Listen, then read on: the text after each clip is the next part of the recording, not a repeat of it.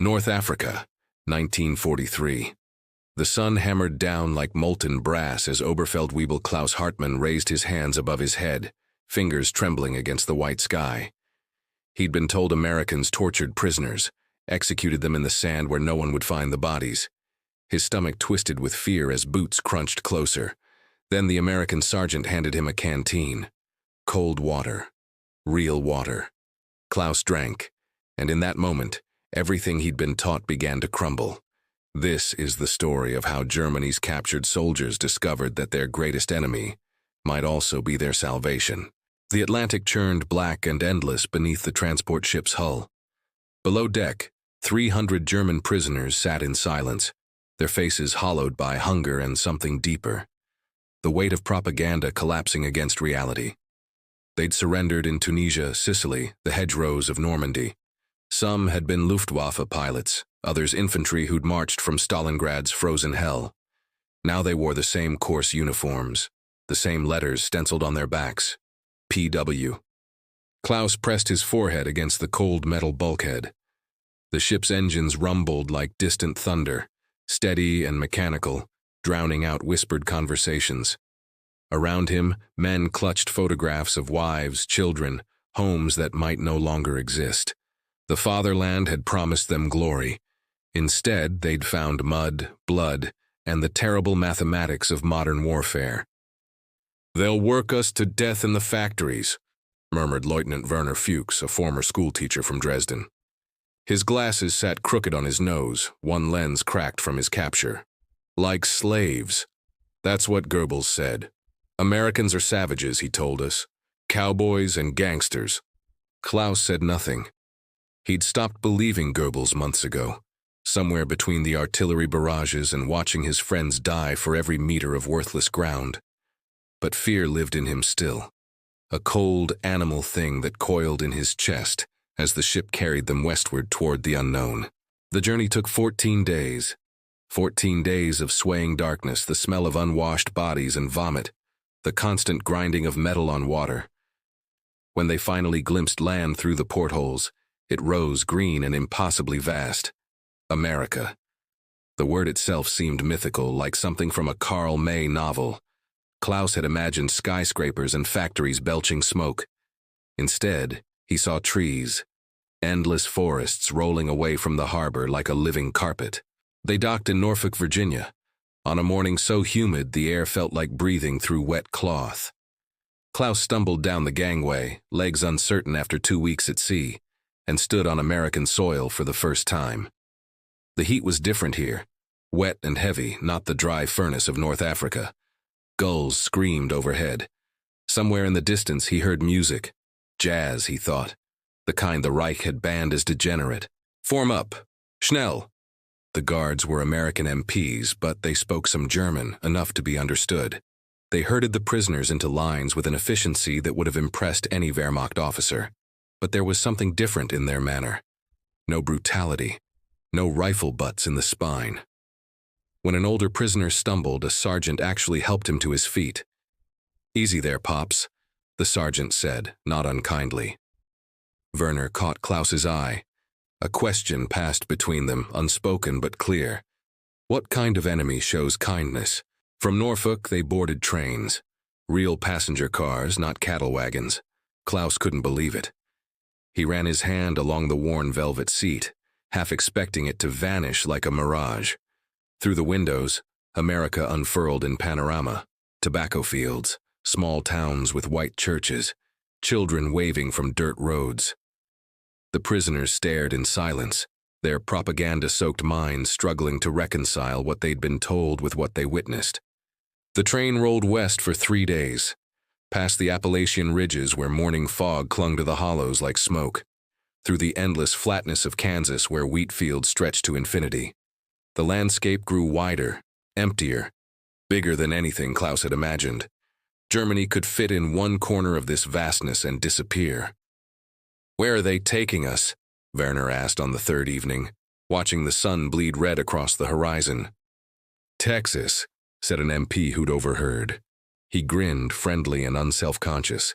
"Cowboy country, you boys are gonna love it." Texas. The word conjured images from films Klaus had watched as a child: gunfighters and desert showdowns, Indians and cavalry charges. Nonsense, he'd thought then. Propaganda to make Americans seem heroic. But now, watching the sunset turn the sky into liquid fire, he wondered what else he'd been wrong about. The train finally stopped at a small depot in the middle of nowhere. Heat rose from the rails in visible waves, distorting the air like bad glass. Klaus stepped onto the platform and felt his breath catch. The sky was enormous, pale blue and cloudless, pressing down with a weight that made him dizzy. Dust covered everything: the platform, the small wooden buildings, even the air itself seemed thick with it. "Welcome to Hereford, Texas," announced the camp commander, a colonel with sun-weathered skin and eyes that crinkled at the corners. "Y'all are now guests of the United States Army. Treat us decent, we'll treat you decent. Simple as that." Guests. Klaus tested the word silently. Not prisoners. Guests. They marched 2 miles through scrubland to Camp Hereford, a collection of wooden barracks surrounded by wire fences and guard towers.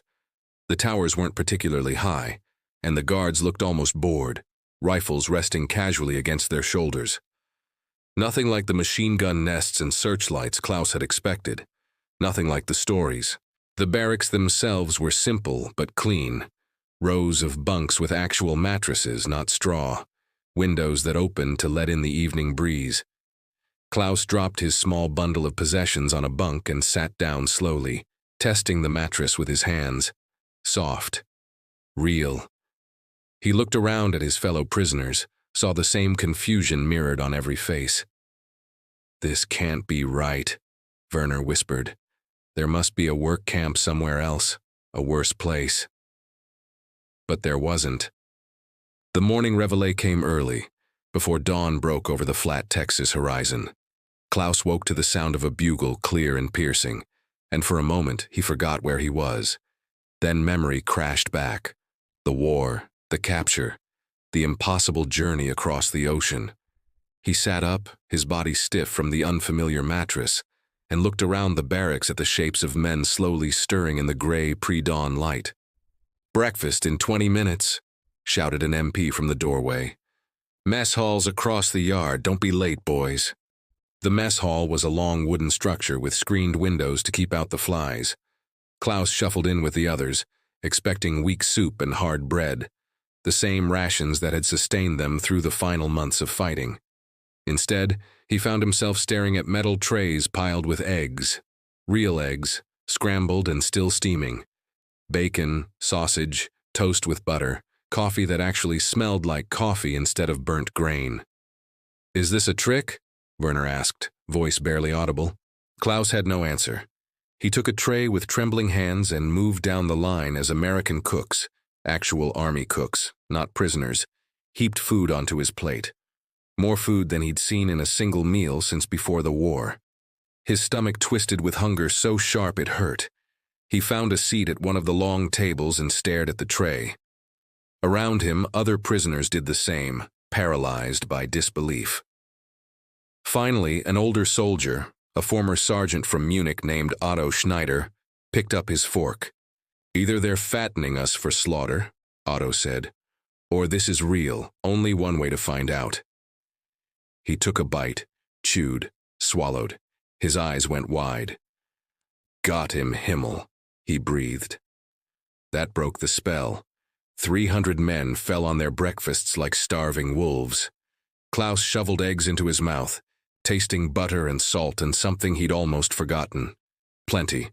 There was no careful rationing here, no making each bite last.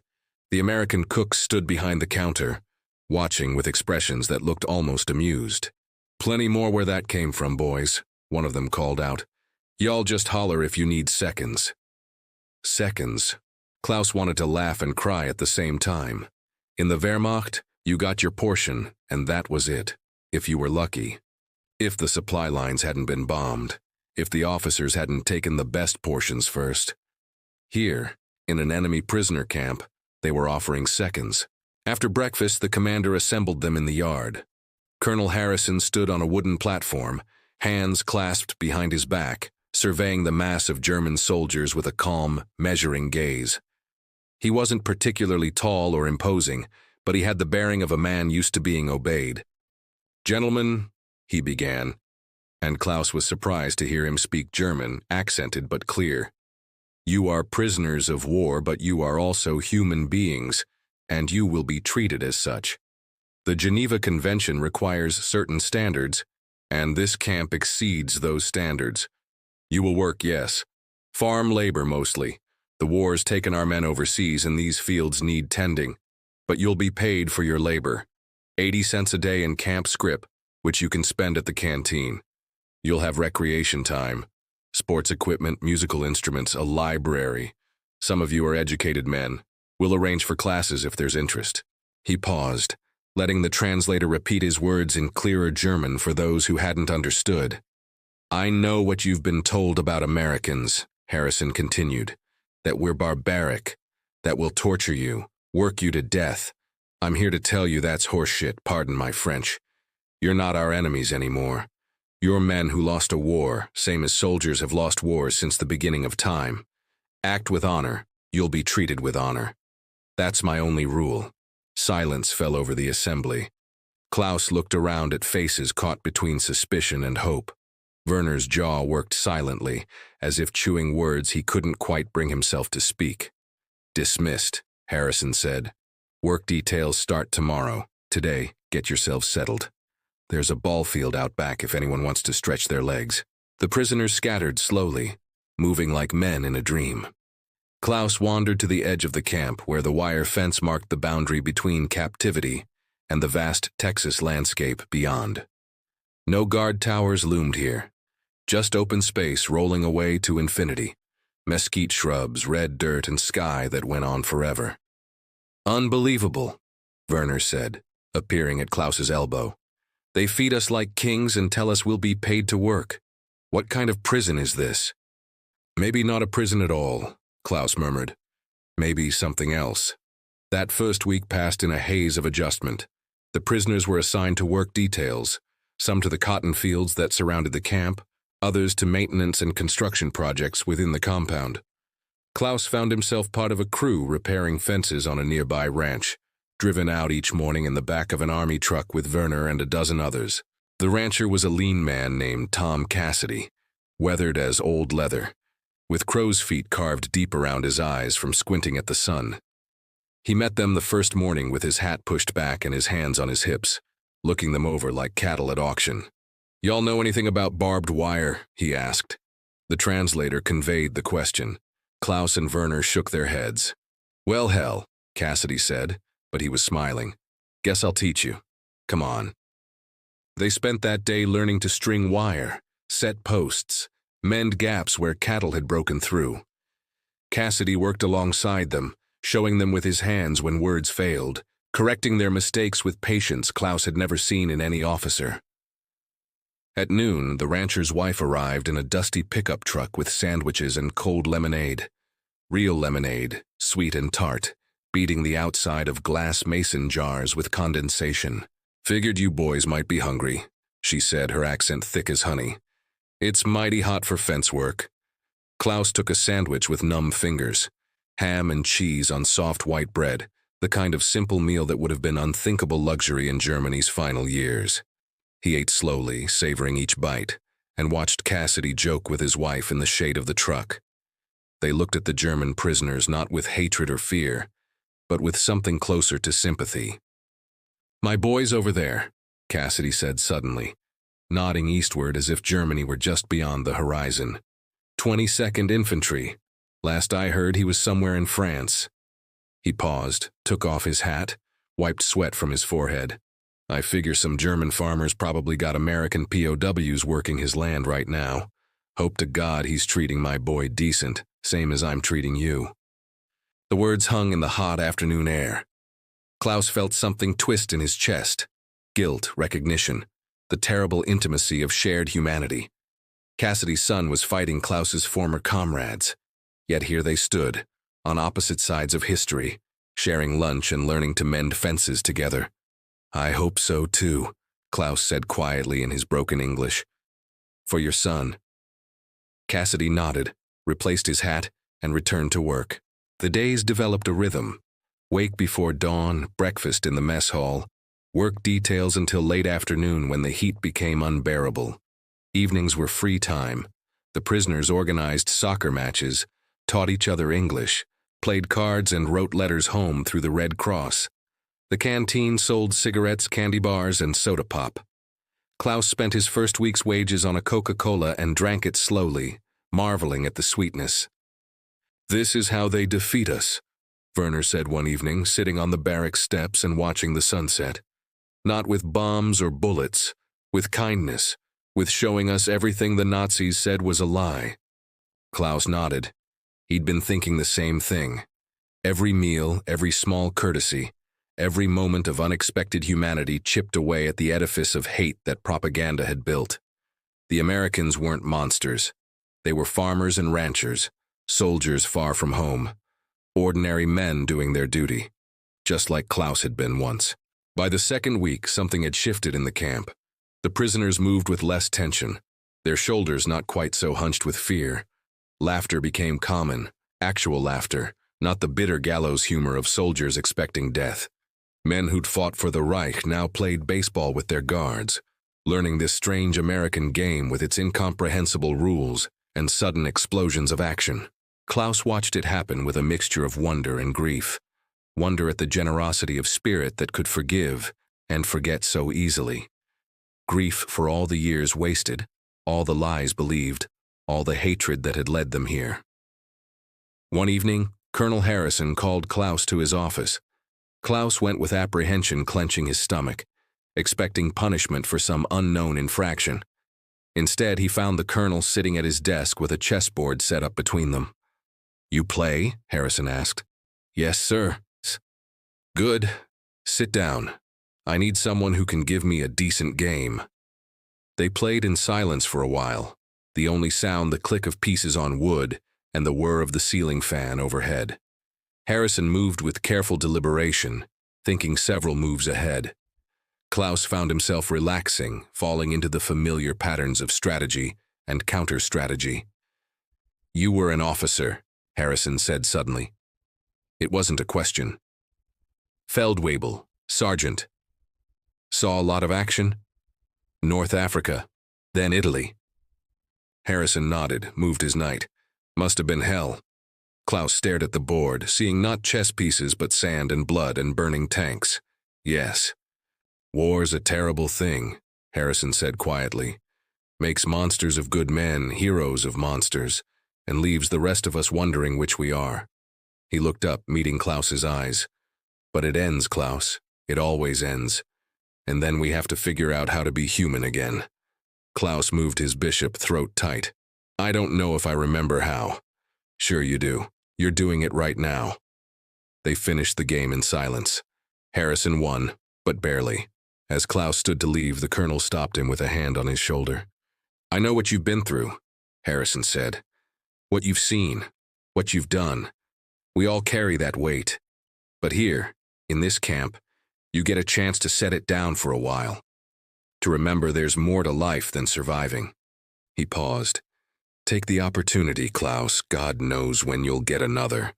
Klaus walked back to the barracks through the warm Texas night, Harrison's words echoing in his mind. Above him, stars blazed in uncountable millions, the sky so clear and vast it made him feel infinitely small. Somewhere out there, Germany was dying.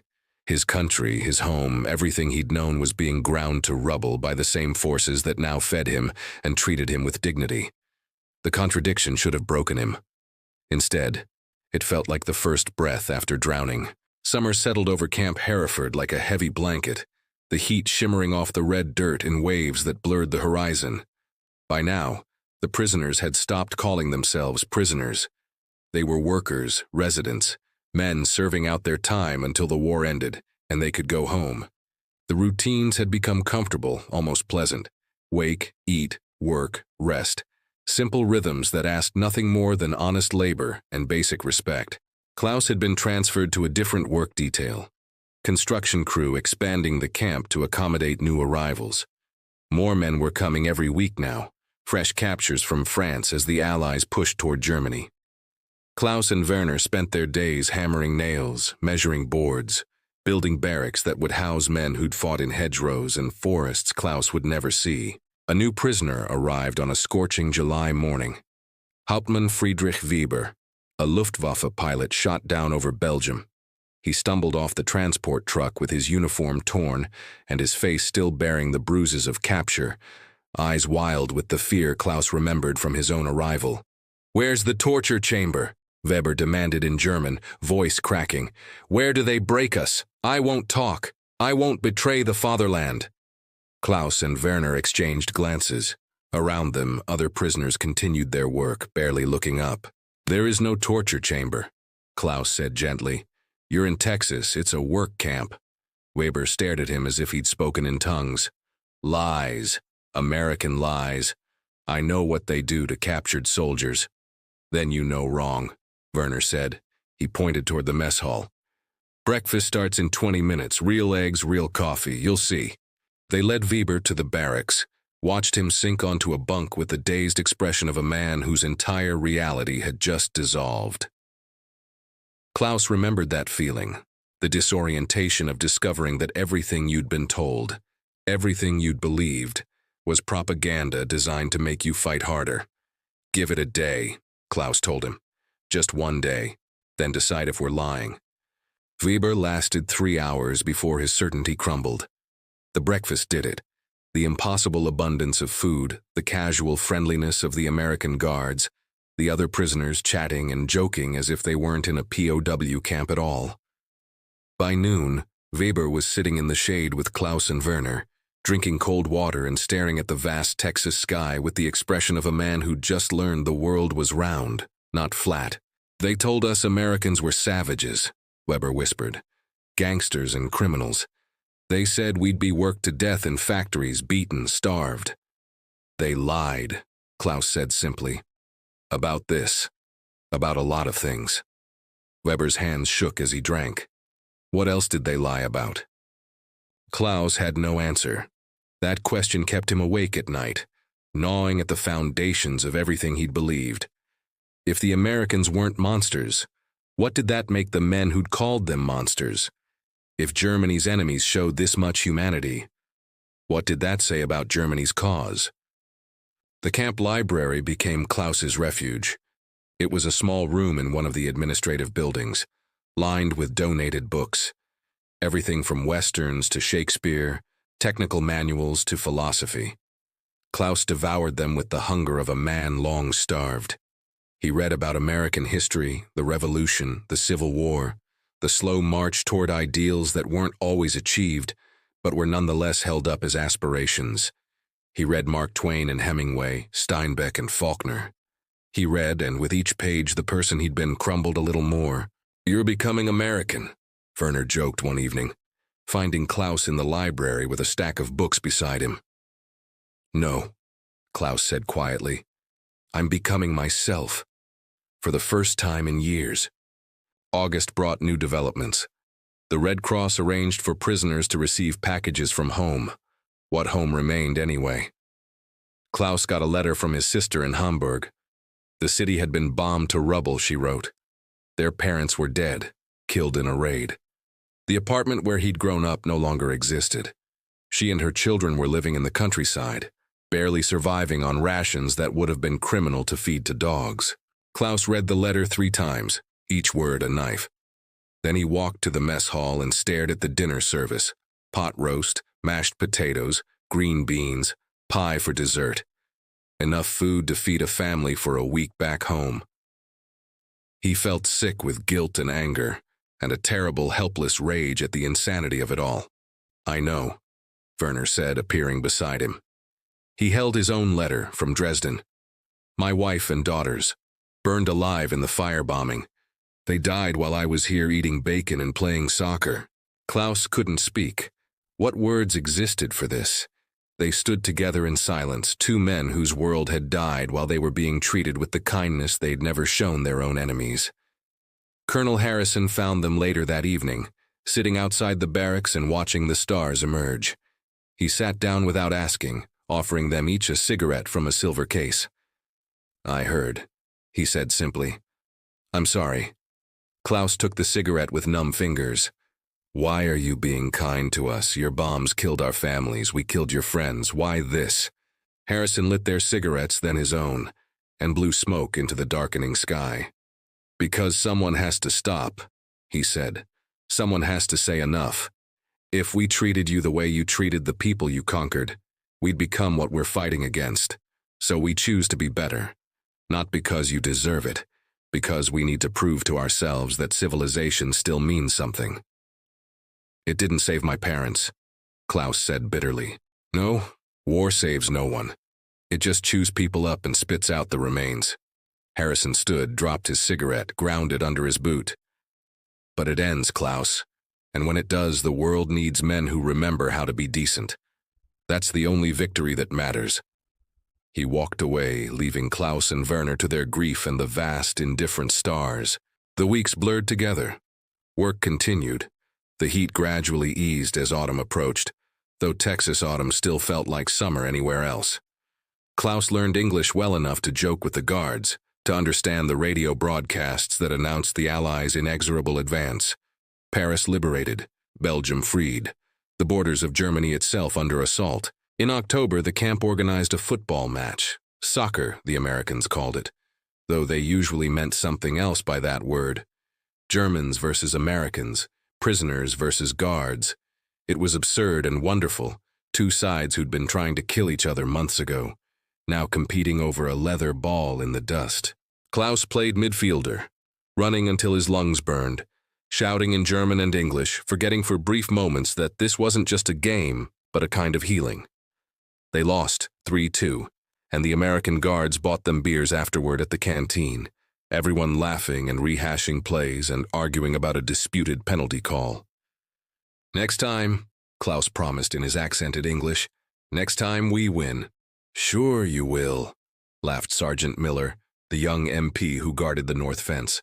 "Just like Germany's gonna win the war, right?" The laughter died. Klaus met Miller's eyes and saw apology there, the young man realizing too late how his joke had landed. But Klaus just smiled, bitter and sad and strangely free. "No," he said quietly. "Germany lost before the first shot fired. We just didn't know it yet." November brought the first cold snap, a shocking change from the endless heat. Klaus woke one morning to find frost on the windows, delicate crystals that reminded him of winters in Hamburg when he was young, and the world made sense. He dressed quickly and went outside to find the camp transformed. Every surface rhymed with white, the air sharp and clean. Beautiful, isn't it? Colonel Harrison stood near the flagpole, breath misting in the cold air. "Yes," Klaus agreed. Then carefully, "Colonel, what happens to us when the war ends?" Harrison was quiet for a long moment.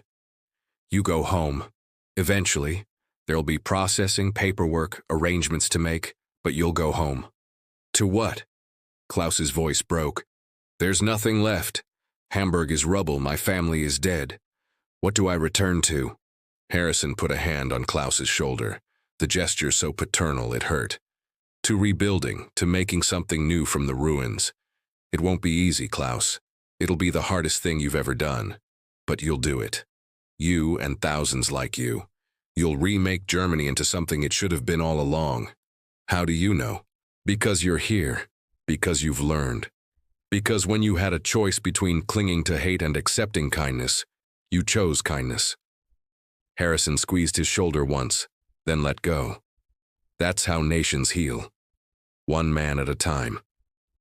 December arrived with surprising speed. The camp organized a Christmas celebration. Trees decorated with handmade ornaments, carols sung in German and English, presents distributed by the Red Cross. Klaus received a package from his sister, the first evidence that his letters were getting through. A photograph of her children, a letter describing their daily struggles, a pressed flower from what had been their mother's garden. He held the flower carefully, this fragile thing that had somehow survived bombs and fire, and the collapse of everything. It seemed impossible that something so delicate could endure, yet here it was, preserved and sent across an ocean as proof that life continued. Christmas Eve, the Germans sang Stille Nacht in the barracks, their voices rough with emotion. The Americans listened from outside, some of them crying openly, recognizing the melody if not the words. When the Germans finished, the Americans sang Silent Night in return, the same song in another language, proof that some things transcended borders and wars, and the hatreds men invented to justify killing each other. Klaus stood in the doorway between both groups, belonging fully to neither, and felt something break open in his chest. Not grief, though there was grief. Not joy, though there was joy. Something larger and harder to name. Acceptance, perhaps. The war had taken everything from him, but it had also brought him here, to this moment, to this understanding that the world was both more terrible and more beautiful than he'd ever imagined. "Merry Christmas, Klaus," Werner said, appearing at his elbow. "Merry Christmas," Klaus replied. They stood together in the cold Texas night, two soldiers who'd stopped being soldiers, two enemies who'd learned to be men again, and watched the stars wheel slowly overhead in their ancient, indifferent dance. Winter deepened, though in Texas that meant temperatures in the 40s and occasional frost rather than the deep snows Klaus remembered from childhood. The war ground on across the ocean, the Reich contracting like a dying thing, pulling into itself as Allied armies closed from all sides. The radio broadcasts grew grimmer. Dresden burned, Budapest fell, Soviet tanks crossed into Germany itself. Klaus listened to the news with a strange detachment, as if it were happening to someone else's country, someone else's life. The Germany he'd known no longer existed. What was coming would be something new, built from ashes and guilt and the terrible knowledge of what they'd done. "It's almost over," Werner said one evening in February, listening to the latest broadcast. "Months at most." "Then what?" asked Friedrich Weber, the Luftwaffe pilot who'd arrived last summer. He'd become part of their small group, the three of them spending evenings together in the library or the canteen, talking about everything and nothing. "We go home to ruins and rebuild, pretend none of this happened?" "We don't pretend," Klaus said quietly. "We remember. We make sure it never happens again." "How? By becoming like them?" Weber gestured around the camp. "By being nice to our enemies?" "Maybe," Klaus said. "Is that so terrible?" Weber had no answer. In March, spring arrived with shocking suddenness. One day the ground was hard and gray. The next it exploded with wildflowers, bluebonnets and Indian paintbrush carpeting the fields around the camp in waves of color. Klaus had never seen anything like it. The sheer abundance of life, the fearless way these flowers bloomed in the middle of nowhere, felt like a rebuke to everything the war had taught about scarcity and survival. The work details shifted to planting season. Klaus found himself back at Tom Cassidy's ranch, preparing fields for cotton. The old rancher had grown older over the winter, his face more lined, his movements slower, but his eyes still crinkled with humor, and he still worked alongside them without complaint. "Got word from my boy," Cassidy mentioned one afternoon, leaning on his shovel and squinting at the horizon. "He's in Germany now, part of the occupation, says the cities are worse than anything he imagined, says the people look at American soldiers like they're gods come down from heaven, just because we share our rations." Klaus felt heat in his face, shame and anger mixing. "We starved while our leaders lived like kings." "Same as always," Cassidy said without judgment. "Same as every war since the beginning of time. The men at the top start the fight, the men at the bottom die for it, and everyone pretends it makes sense." He spat into the red dirt. "But you boys survived. That's something." "Is it?" "Hell yes, it's something. You survived, you learned, you got a chance to be better. That's more than most men get." Cassidy clapped him on the shoulder.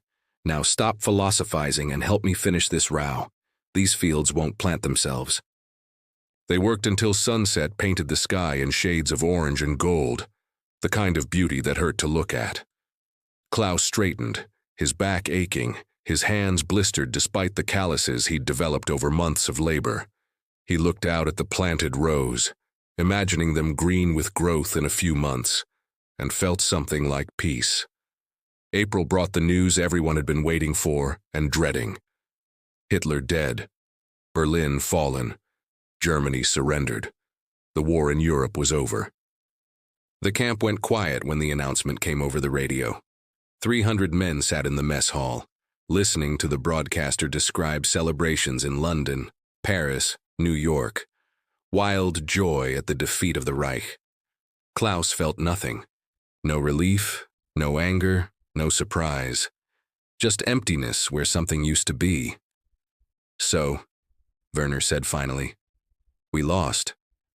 "We lost," Klaus agreed. Friedrich laughed, a sound without humor. "At least we lost to men who know how to win with grace."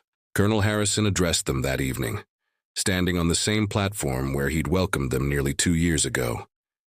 He looked tired, older than Klaus remembered, but his voice was steady. "The war is over," he said simply. "Germany has surrendered. You men are no longer enemies of the United States. You're simply men waiting to go home." He paused, surveying the mass of faces before him. "I know many of you have nothing to return to. Destroyed cities, dead families, a country that needs to be rebuilt from scratch. I won't lie, it'll be hard. Harder than the war in some ways. But you'll have help. The victors don't want a repeat of the last peace. We learned that lesson, so we'll rebuild together." He stepped down, and the prisoners drifted away in small groups, processing the news in their own ways. Klaus walked to the fence and stood staring out at the Texas landscape, now familiar as his own face. He'd spent 2 years here, learning a new language, a new way of being. In some ways, he knew this land better than the Germany he'd left. Thinking about staying. Werner joined him, offering a cigarette. "Can't. They'll send us all back eventually." Klaus lit the cigarette, inhaled, watched smoke drift away on the evening breeze. "But I'll miss it. This place. These people who showed us kindness we didn't deserve." "We deserved it," Werner said quietly. "Everyone deserves basic human dignity. That's what they taught us." The weeks that followed were strange, a kind of limbo between war and peace. The work details continued. The fields still needed tending. The crops didn't care about armistices. But the atmosphere had shifted. The guards no longer carried rifles. The fences remained but seemed somehow less permanent, more symbolic than practical. In May, Tom Cassidy invited the work detail to his house for dinner. Klaus and a dozen others piled into the back of the ranch truck and rode through twilight to the small farmhouse where Cassidy lived with his wife.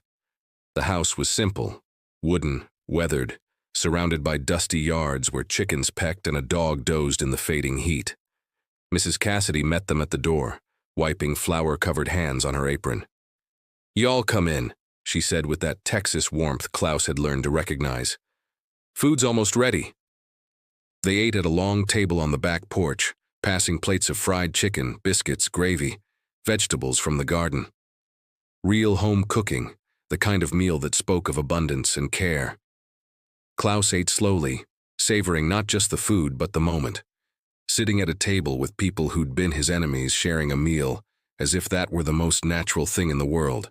"My boy came home last week," Cassidy said during dessert. "Jake, the one I told you about." He smiled, and Klaus saw moisture in the old man's eyes. "He's okay. Saw some hard things, but he's okay. He told me about what he found over there, the camps, the death camps." The table went silent. Klaus's fork stopped halfway to his mouth. "He said it was worse than hell," Cassidy continued, his voice soft but steady. "Said he couldn't believe human beings could do that to each other. Said the survivors were walking skeletons, barely alive." He looked around the table, meeting each German's eyes in turn. "I know y'all weren't part of that. I know most of you didn't even know it was happening. But it happened, in your country's name, and now you got to carry that knowledge." Klaus set down his fork, his appetite gone. "We didn't know," he said, voice hoarse. "We knew there were camps, but we thought—" "I believe you," Cassidy interrupted gently. "I do. But knowing and not knowing don't change what was done. You men have to live with that. Have to figure out how to rebuild a country that did those things. That's your burden now." The weight of it settled on Klaus's shoulders like a physical thing. They'd lost the war. But more than that, they'd been part of something monstrous, even in their ignorance. There was no walking away from that clean. "I don't know how," Klaus said finally. "One day at a time," Mrs. Cassidy said, reaching across the table to pat his hand. "One kind act at a time. You rebuild by being better than what came before. There's no other way." They finished dinner in subdued silence, then rode back to camp under a sky ablaze with stars. Klaus leaned against the truck bed's side and watched the familiar landscape roll past, mesquite and dust and endless horizon. He'd come to love this land despite everything. It had saved him in ways he was only beginning to understand. Summer arrived with its punishing heat. The repatriation process began slowly, prioritizing men with families and homes to return to. Klaus watched others leave, their names called at morning assembly, their bunks emptied by noon. Werner left in July, heading back to Dresden, or what remained of it. They embraced at the camp gate like brothers, promising to find each other when the world made sense again. "Thank you," Werner said, "for helping me survive this, for teaching me it's okay to let go of hate." "We taught each other," Klaus replied. Then Werner was gone, and the camp felt emptier. Klaus's name finally came in September. 2 years and 4 months after arriving, he was going home. Colonel Harrison called him to the office one last time, handed him papers and a small envelope. "Travel money," Harrison explained. "Not much, but it'll help. You'll be processed through the repatriation center in New York, then shipped to Hamburg. From there," he shrugged, "from there it's up to you." Klaus took the envelope with trembling hands. "Colonel, I don't know how to thank you for everything. For showing me," his voice broke, "for showing me there was still good in the world." "You don't need to thank me, Klaus. Just do one thing for me." Harrison stood, offered his hand. "Take what you learned here and use it. Help rebuild Germany into something worth being proud of. Be the kind of man who treats his enemies with dignity. That's the only thanks I need." They shook hands, and Klaus felt tears on his face, unashamed. The journey back to Germany took 3 weeks. Klaus traveled with a group of other repatriated POWs, men marked by their experiences in camps across America. Some spoke of brutal treatment, hard labor, guards who'd used their power to humiliate and hurt.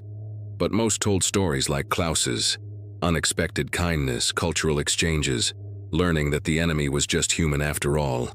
They docked in Bremerhaven on a gray October morning. Klaus stood at the rail and watched Germany emerge from the mist. Not the triumphant fatherland of propaganda, but a wounded thing, scarred and broken and struggling to survive. The docks were crowded with refugees, displaced persons, survivors picking through the ruins of the Reich. Klaus walked down the gangway with his small bag of possessions and stood on German soil for the first time in over 2 years. The air smelled wrong, smoke and dust and something like despair. But underneath it, barely noticeable, he caught a whiff of something else: wildflowers growing in the rubble, life refusing to die.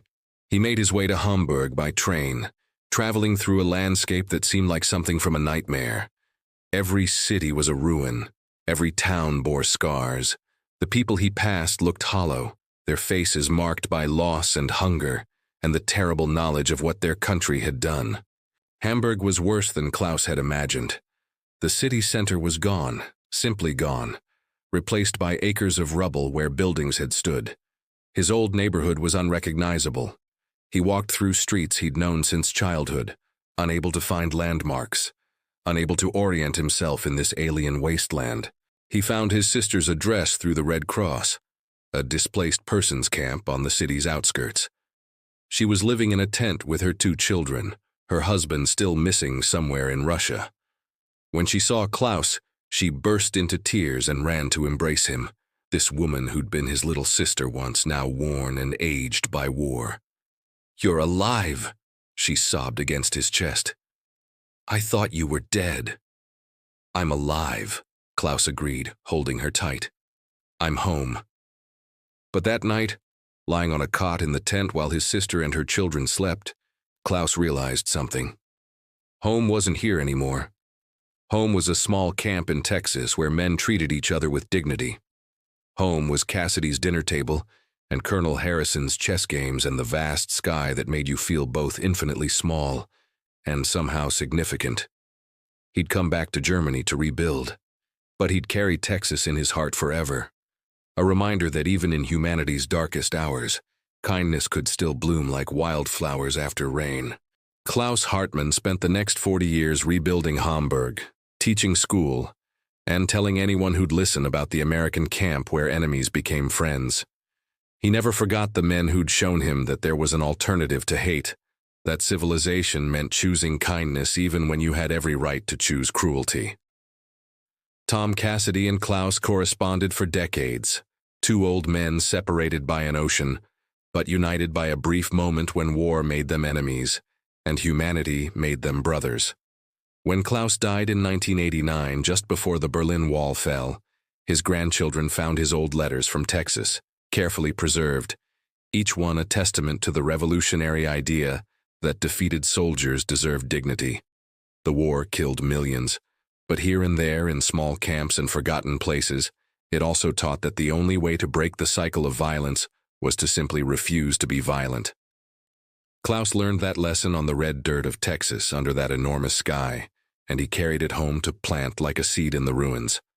Some seeds take generations to grow, but they grow.